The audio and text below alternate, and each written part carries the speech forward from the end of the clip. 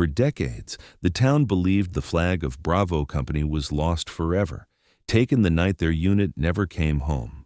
Families mourned, stories faded, and the memory became just another page in history books. But then, one rainy morning, an old veteran walked into the town square carrying something wrapped tightly in his arms. When the cloth was unrolled, gasps filled the air. It was the flag, weathered, torn, but unmistakably theirs. No one knew how he had it. No one knew the price he paid to bring it back. And he never gave an explanation. He only said, "It belonged to them, not me."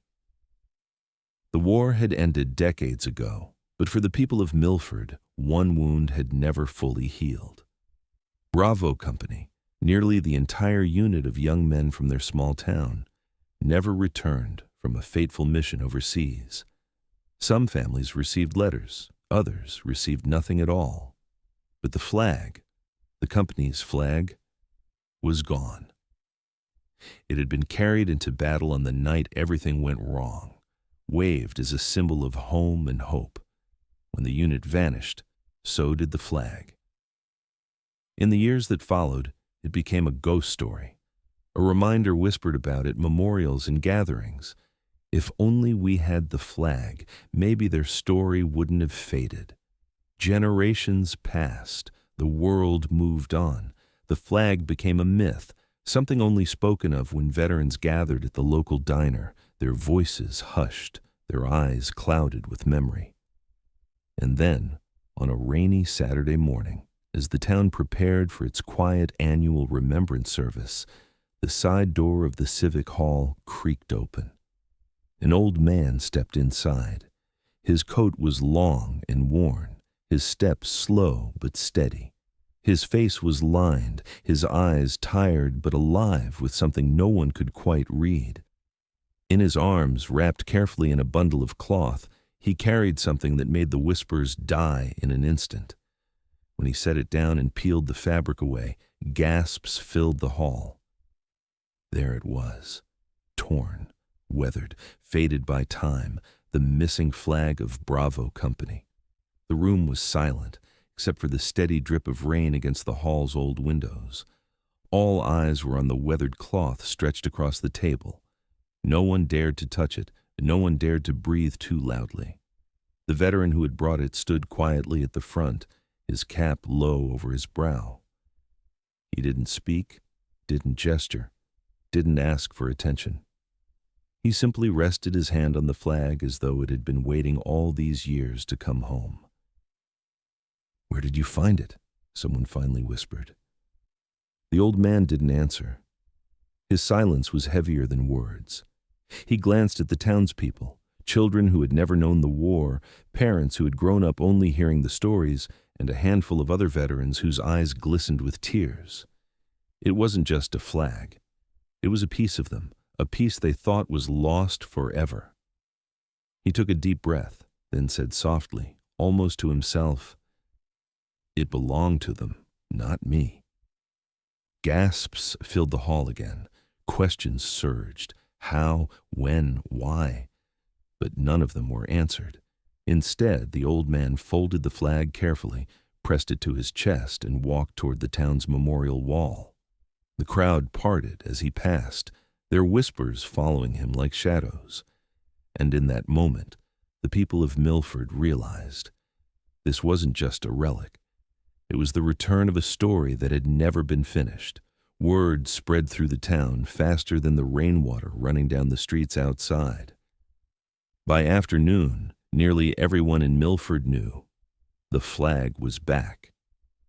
At Daisy's diner, whispers replaced the usual clatter of cups.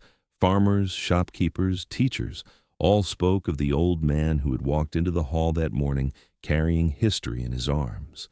Some claimed they recognized him, though no one could place his name. Others swore they had seen him at the edge of the memorial each year, standing in silence, never speaking to anyone. Children asked their parents why people were crying over just a flag, and the parents, struggling for words, explained that it wasn't just cloth, it was blood, sacrifice, and the memory of men who had never come home. Meanwhile, in the Civic Hall, the flag had been placed beneath glass. People lined up in the rain to see it. Some pressed their palms against the glass. Others bowed their heads. A few veterans saluted, and still the old man remained silent. He sat on a bench near the memorial wall, cap low, eyes fixed on the names etched in stone. Every so often, someone would gather the courage to approach him. "Were you there?" they'd ask, but he never answered. The mystery only deepened, and in that silence, the legend of Bravo Company came alive again. The following week, the town gathered again in the Civic Hall. The flag had already become more than a relic. It was now a pilgrimage. Veterans from neighboring towns came to see it. Families brought children so they would remember. The glass case was never without someone standing before it. That morning, as rain clouds broke and sunlight streamed through the tall windows, a hush fell across the room. The double doors at the back creaked open. An older man in a crisp suit, his chest aligned with medals, stepped inside. His hair was silver, his posture straight, his gaze sharp. For those who knew, there was no mistaking him, General Marcus Hale, one of the few surviving leaders of that war. Gasps spread as he walked down the center aisle. His polished shoes echoed on the wooden floor. He didn't look at the flag. He didn't look at the townspeople. He looked only at the veteran sitting silently on the bench near the memorial wall. When he reached him, the hall went silent. The general stopped, heels clicking together, and with a slow, deliberate motion, he raised his hand in salute. The old veteran, still seated, lifted his eyes for the first time. For a long moment, the two men locked gazes, not as strangers, but as brothers in arms who shared a past no one else could understand. Whispers rippled through the crowd, tears welled in eyes. Children tugged at their parents' sleeves, asking why a general was saluting a quiet old man in a worn coat. No answer was given. The general lowered his hand, leaned close, and said just loud enough for those nearby to hear, "Welcome home." After the general's salute, the hall was never the same. People no longer whispered. They only watched, waiting for the old veteran to speak. But he didn't. He simply kept his eyes on the memorial wall, as if the names carved in stone spoke louder than he ever could. Later that day, General Hale was approached by the town's mayor. "Sir, do you know who he is?" The general paused, his expression tightening. "Yes, his name is Samuel Briggs. But if you ask him, he'll tell you he's no one." The mayor frowned. "Then why bring the flag back now, after all these years?" Hale's voice softened, carrying both reverence and sorrow. "Because he was the one who carried it out that night. He held on to it while his brothers fell around him. He never forgave himself for surviving. For decades he kept it hidden, waiting for the day he was strong enough to bring it home." Word spread quickly. Gasps, tears, and stunned silence followed wherever the truth was told. The old man who had walked quietly among them, unnoticed for years, was not just a veteran. He was the last witness of Bravo Company's final stand. And the flag wasn't just a relic. It was proof. Proof that loyalty outlasts time. Proof that silence can hold the weight of 1,000 voices. That evening, townspeople returned to the hall with flowers, notes, and photographs of loved ones lost. They didn't crowd Samuel. They didn't demand stories. They simply placed their offerings beneath the glass case and bowed their heads. For the first time in decades, Bravo Company was home. Weeks passed, and the presence of the flag changed Millford in ways no one expected. What had once been just another quiet town now carried a living memory. Children began to ask questions about Bravo Company. Teachers adjusted their lessons to include the story of the lost flag. Veterans who had long kept their own silence started to share pieces of their past, inspired by one man's quiet act. Every day people came to the Civic Hall. Some stayed only a moment, pressing their hands against the glass. Others lingered for hours, sitting on benches, staring at the flag as if searching for voices it still carried. And Samuel Briggs?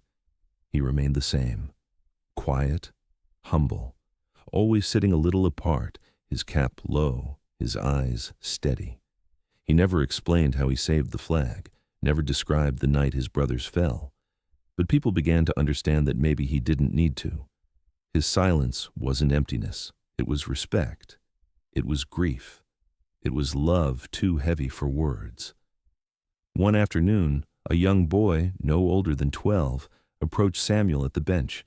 He held a small notebook in his hands, trembling. "Mister, were you really there?"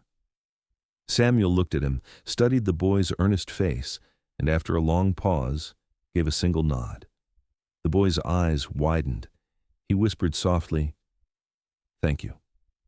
And Samuel, for the first time in years, smiled. Not wide, not bold, just a faint, tired smile.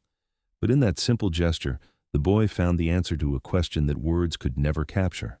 The flag had returned. But more importantly, so had the memory. So had the truth. And in Millford, they learned that sometimes the greatest stories are not shouted, but carried quietly, in silence that speaks louder than any voice. The following Memorial Day, the Civic Hall could no longer contain the crowd. People from neighboring towns, even distant cities, had come to see the flag and the man who had carried it home. Chairs filled the square, the old war memorial polished and draped with flowers. The air was heavy with silence, broken only by the flutter of flags in the spring breeze. When the ceremony began, the mayor spoke. Teachers spoke. Even young children read letters written by the families of Bravo Company. But the man everyone waited for said nothing.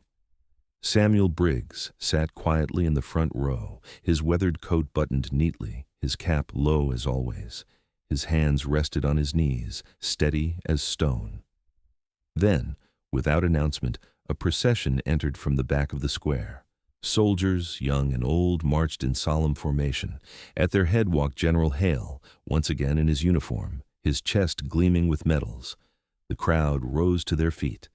General Hale stepped forward, turned sharply, and faced Samuel. And there, before the entire town, he raised his hand in a slow, deliberate salute. One by one, the soldiers behind him did the same. Rows of uniforms, past and present, stood in perfect silence, their hands raised high. Samuel did not rise, he did not speak, but after a long moment he lifted his hand, not to his cap, but toward the flag under glass beside him. The message was clear. The salute belonged to them, to Bravo Company. Tears fell freely that day, some from grief, some from pride, but all from the weight of a story finally given its voice through silence. And as the sun broke through the clouds, the people of Millford knew they were not just witnessing a salute. They were witnessing history. As the sun dipped below the horizon, the square fell into a silence unlike any before. The flag, once lost, now stood as a beacon, not just of Bravo Company, but of every sacrifice made in silence. Samuel Briggs remained on the bench, his cap low, his figure framed by the fading light. He never asked for recognition, never sought praise. But that night, as townspeople lingered in quiet reverence, one truth became clear. Some heroes speak through medals, others through stories. But the greatest among them speak through silence and are remembered forever. Some heroes are remembered through medals, some through stories. But the greatest are remembered through their silence. Samuel Briggs's silence was one of them. If this story touched your heart, don't forget to subscribe to the channel, like the video, and share your thoughts in the comments below. We bring you powerful human stories every week. Join us and be part of keeping these legacies alive.